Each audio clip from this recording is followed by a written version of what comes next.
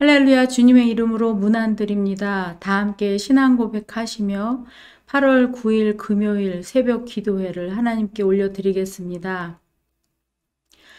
나는 전능하신 아버지 하나님 천지의 창조주를 믿습니다. 나는 그의 유일하신 아들 우리 주 예수 그리스도를 믿습니다.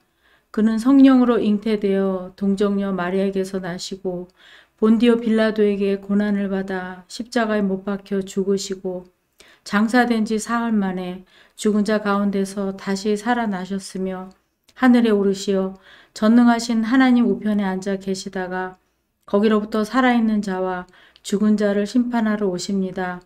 나는 성령을 믿으며 거룩한 공교회와 성도의 교제와 죄를 용서받는 것과 몸의 부활과 영생을 믿습니다. 아멘. 하나님 아버지, 오늘도 새로운 하루를 열어주시고 새 생명 주심에 감사드립니다. 말씀 앞에 겸손히 나가오니 우리를 만나주시고 말씀으로 힘찬 하루 보낼 수 있도록 힘 주시옵소서. 주님께 간절히 올려드리는 우리의 모든 기도와 간구에 선하게 응답하여 주시옵소서. 예수님 이름으로 기도드립니다. 아멘.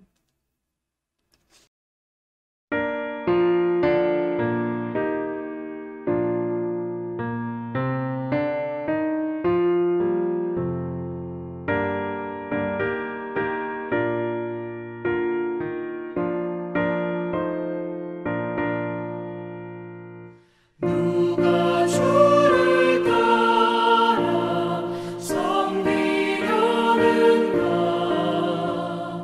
누가 죄를 떠나 주와 따를까? 누가 주를 섬겨 남을 구할까? 누가 주의 뒤를 따라가려나?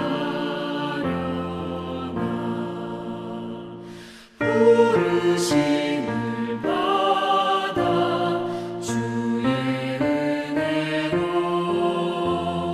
주를 따라가네. 주만 따르네. 세상 영광 위에 나름 아니요 크신 사랑이네. 주만 따르고 주가 내려주신 은혜 힘입어 주의 뒤를 따라 힘써 일하네. 부르심을 받아 주의 은혜로 주를 따라가네. 주만 따르네. 환난 비방 많고 원수가 많아 주의 용사도 힘이 강하니 누가 능히 이겨 넘어뜨리랴? 변함없는 진리 승리하리라. 기쁜 찬송하며 주의 은혜로 주를 따라가네. 주만 따르네.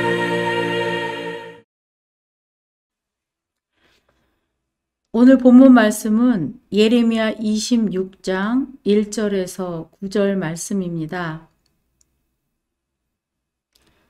유다의 왕 요시야의 아들 여호와김이 다스리기 시작한 때에 여호와께로부터 이 말씀이 임하여 이르시되 여호와께서 이와 같이 말씀하시니라. 너는 여호와의 성전 뜰에 서서 유다 모든 성읍에서 여호와의 성전에 와서 예배하는 자에게 내가 내게 명령하여 이르게 한 모든 말을 전하되 한마디도 감하지 말라. 그들이 듣고 혹시 각각 그 악한 길에서 돌아오리라. 그리하면 내가 그들의 악행으로 말미암아 그들에게 재앙을 내리려 하던 뜻을 돌이키리라. 너는 그들에게 이와 같이 이르라.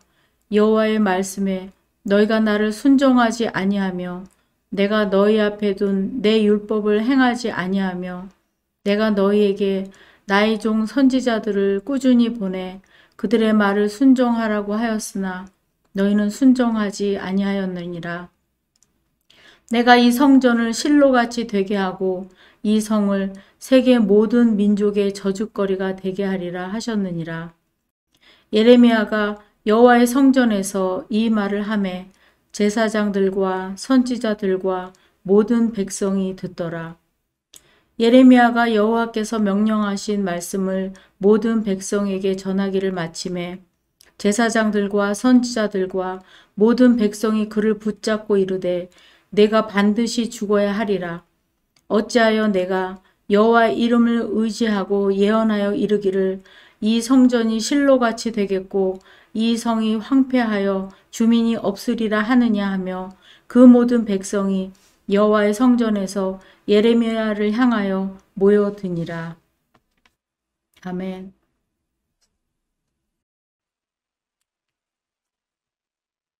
성경에는 선지자 혹은 예언자라고 불리는 사람들이 여럿이 나타납니다. 이들은 한마디로 하나님의 대변자 혹은 대언자라고 할 수 있는데요. 오늘 본문은 25장 앞장들에 이어서 계속해서 하나님의 말씀을 받아 당시의 그 남유다 왕 여호야김에게 전달하는 예레미야도 훌륭한 하나님의 대언자 역할을 수행하고 있음을 보여주고 있습니다. 본문에 언급된 성전 설교는 예레미야 7장 1절에서 15절에 언급된 성전 설교와 동일한 내용으로 7장의 말씀을 다시 한번 요약하고 있다고 할 수 있습니다. 다만 7장에서는 성전 설교의 내용에 치중하여 선포하고 있다면 오늘 본문은 설교의 결과에 대해서 치중하여 선포하고 있습니다. 여호야김 즉위 초라고 그 시대적 배경을 보여주고 있는데요. 여호야김은 BC 609년에 애굽왕 바론 느고에 의해서 즉위 3개월 만에 폐위된 그의 아우 여호아핫을 이어서 왕위에 올라 약 11년간 유다를 통치했습니다. 여호야김은 므낫세에 지은 모든 죄를 다 쫓아 행하여 무죄한 자의 피를 흘리며 하나님의 예언이 기록된 두루마리까지 태워버리는 일을 서슴지 않았고 아주 극악했던 인물로 기록되고 있습니다. 사실 여호야김은 유다가 정치적 또 종교적으로 암흑한 상태에 처하여 결국 멸망에 이르게 한 장본인이라 해도 과언이 아닌 것이죠.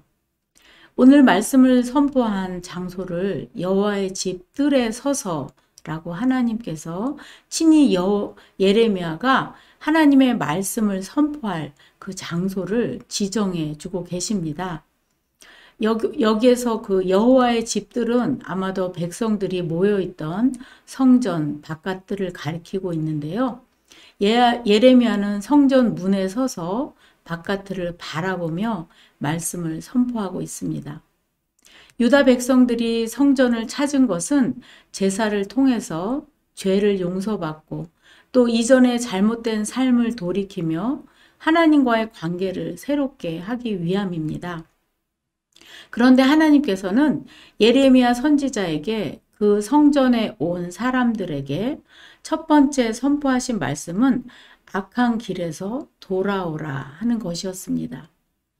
유다 백성들이 잘못된 삶을 돌이키지 않고 제사를 드리기만 하면 하나님께서 죄를 용서해 주실 것이기 때문에 자신의 삶을 고치지 않아도 상관없고 또 성전에 올라가기만 하면 하나님께서는 무조건 좋아하시고 무조건 복을 내려주신다는 생각에 빠져 있었던 것입니다.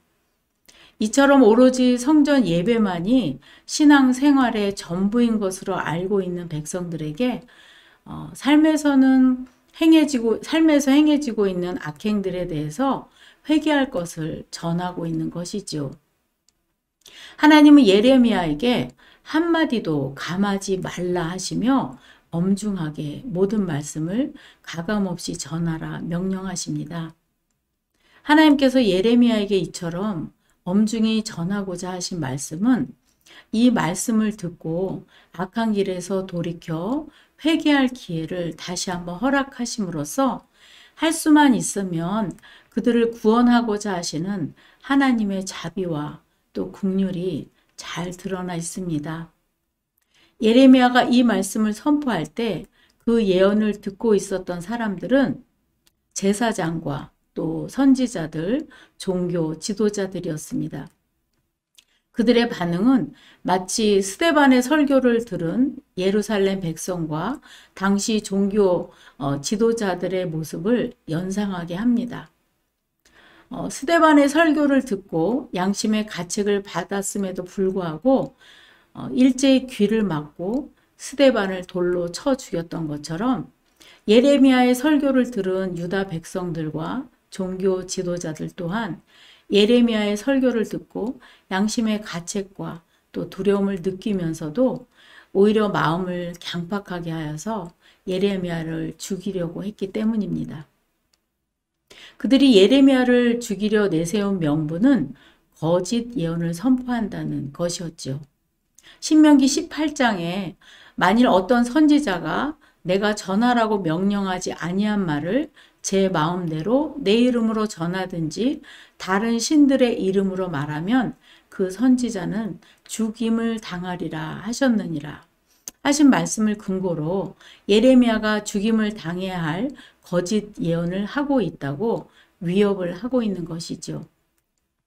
세상에서는 이처럼 불의한 자가 의로운 자로 또 의로운 자가 불의한 자로 여겨지는 일이 흔히 일어나고 있는데요.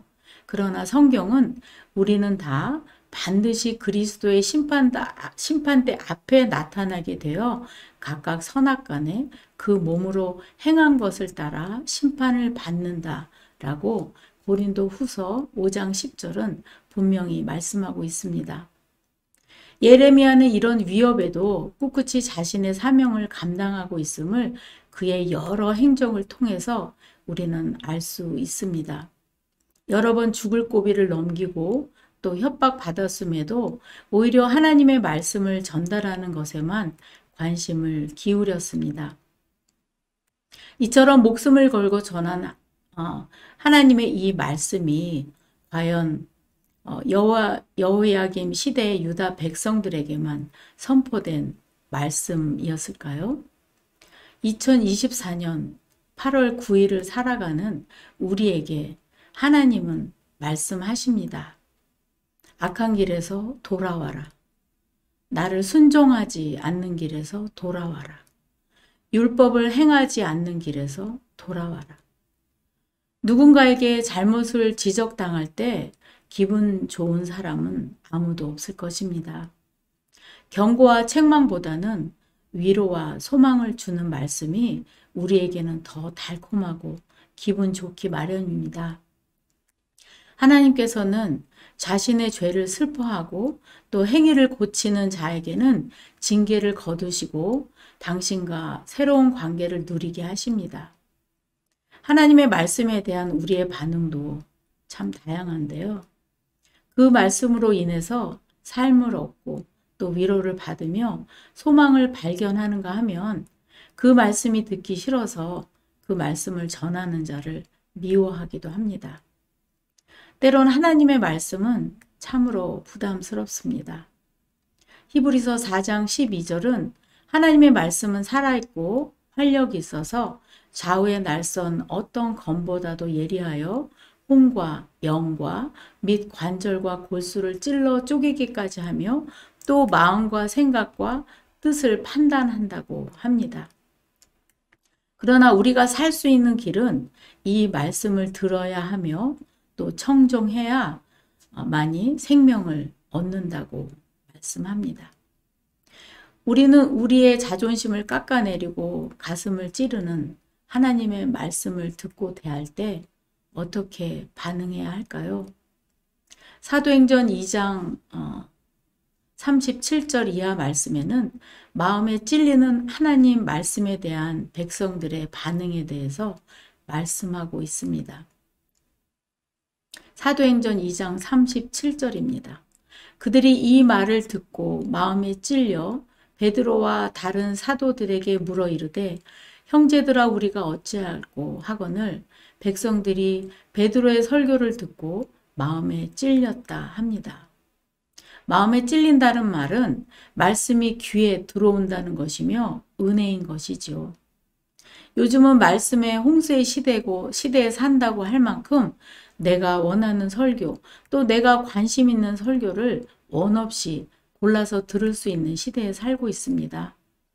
그렇다면 이렇게 풍성한 말씀을 들으며 또 들으며 또 들을 수 있는 이런 시대에 우리의 믿음은 더욱더 성장해야만 하겠습니다. 오늘 예레미야의 선포처럼 악한 길에서 돌아와야 하겠습니다. 하나님을 순종하지 않는 길에서 돌아와야 하겠습니다. 하나님의 말씀을 행하지 않는 길에서 돌아와야 하겠습니다. 하지만 그렇지 않으면 무슨 까닭일까요? 아무리 많은 설교를 들어도 마음에 찔림이 없으니 그 말씀대로 살지 않게 됩니다. 그래서 더욱더 회개도 하지 않게 됩니다. 이사야 선지자는 이사야 6장 9절에서 여호와께서 이르시되 가서 이 백성에게 이르기를 너희가 듣기는 들어도 깨닫지 못할 것이요 보기는 보아도 알지 못한다 라고 이미 예언하고 있습니다. 신앙생활에 기쁨이 없고 또 마지못해서 억지로 예배에 참석하게 되고 아무런 감동도 없다라는 것이죠. 이것을 예수님은 이렇게 말씀하셨습니다. 마태복음 11장 16절 이 세대를 무엇으로 비유할까? 비유하건대 아이들이 장터에 앉아 제 동물을 불러 이르되 우리가 너희를 향하여 피리를 불어도 너희가 춤추지 않고 너희가 슬피 울어도 너희가 가슴을 치지 아니하였다 함과 같도다. 말씀을 듣고도 회개하지 않고 삶도 변하지 않으며 이렇게 무감각한 사람이 되고 마는 것입니다. 이렇게 되지 않기 위해서는 마음에 찔림이 있을 때 진심으로 회개해야 합니다. 사랑하는 성도 여러분, 오늘도 새날을 허락하신 하나님께 오늘 하루를 사는 동안 하나님 말씀 앞에 찔림을 주시옵소서라고 기도하는 저와 여러분 되시길 바랍니다. 하나님의 말씀인 성경 앞에 우리 자신을 내어 드리시기 바랍니다. 또 하나님을 알고 내 자신을 알고 또 이웃을 알기 위해서 우리 안에 호흡을 주신 하나님의 영원한 생명을 확인하기 위해 말씀을 묵상해야 하겠습니다. 나를 통해 전해지는 말이 다른 이들에게 특별히 믿지 않는 이웃에게 하나님의 말씀이 되고 또 그들의 영적 상태를 드러낼 수 있도록 나의 입술을 하나님의 말씀으로 건강하고 또 평안을 끼치는 입술이 되기를 영적으로 깨어 있어야 합니다. 그리고 혹여 하나님 말씀이 내 마음을 찔러 쪼개므로 생긴 상처에는 다시 그 하나님의 생명의 말씀의 연고를 발라 회복되게 해달라는 기도를 하는 하루 되시기를 주님의 이름으로 간절히 축원드립니다. 함께 기도하시겠습니다. 사랑의 주님, 오늘 하루를 사는 동안 하나님의 말씀인 성경 앞에 우리 자신을 드립니다. 우리의 호흡과 함께하고 계신 하나님, 주님의 말씀으로 숨을 들이쉬고 내쉬는 호흡 가운데 불식간에라도 하나님께 영광 돌리는 삶 살게 해 주시옵소서. 예수님 이름으로 간절히 기도드립니다. 아멘. 하늘에 계신 우리 아버지여, 아버지의 이름을 거룩하게 하시며 아버지의 나라가 오게 하시며 아버지의 뜻이 하늘에서와 같이 땅에서도 이루어지게 하소서. 오늘 우리에게 일용할 양식을 주시고 우리가 우리에게 잘못한 사람을 용서하여 준 것 같이 우리 죄를 용서하여 주시고 우리를 시험에 빠지지 않게 하시고 악에서 구하소서. 나라와 권능과 영광이 영원히 아버지의 것입니다. 아멘.